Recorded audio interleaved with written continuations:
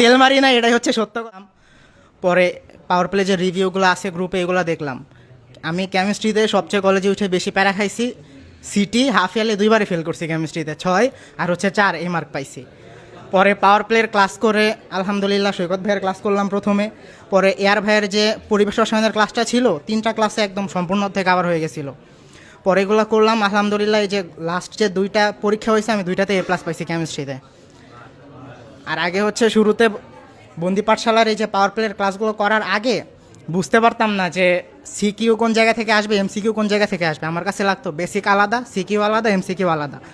পরে ক্লাসগুলো করার পরে বুঝলাম যে ভাইয়ারা যেভাবে ক্লাস করায়, প্রথমে বেসিক পার্ট, এখান থেকে যে এমসিকিউ আসছে সিকিউ আসছে, 3টা পার্টই করলাম আলহামদুলিল্লাহ।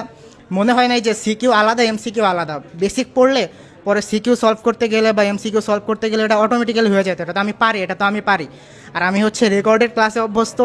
যখন সিকিউ পার্ট আসতো বা এমসিকিউ পার্ট আসতো তখন হচ্ছে আমি স্পিড বাড়াই দিতাম, আমি তো এগুলো পারি দেখে। আর ম্যাথ এগুলাতেও প্যারা খাইছি। আর পরে ভাইয়াদের ক্লাস করার পরে আলহামদুলিল্লাহ অবস্থা ভালো। আর এসএসসিতে আমি হচ্ছে প্রত্যন্ত অঞ্চল থেকে এসএসসি দিছি। বায়োলজি প্রিপারেশন এতটা ভালো ছিল না এসএসসিতেও, মাত্র 5টা অধ্যায় পরে A+ পাইছিলাম আলহামদুলিল্লাহ।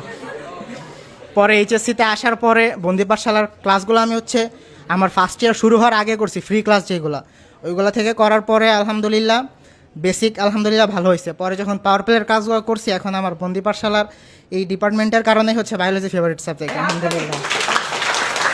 তেল তেল মারি না, এটাই হচ্ছে সত্য কথা। হামিম ভাইয়ের অনুজীব ক্লাস, সাজ্জাদ ভাইয়ের 24-এর হচ্ছে জিনতত্ত্ব বিবর্তন ক্লাস ছিল, ওইগুলো করছি ভাই। মানে সব ক্লাসই পাওয়ার প্লে থেকেই করছি আলহামদুলিল্লাহ।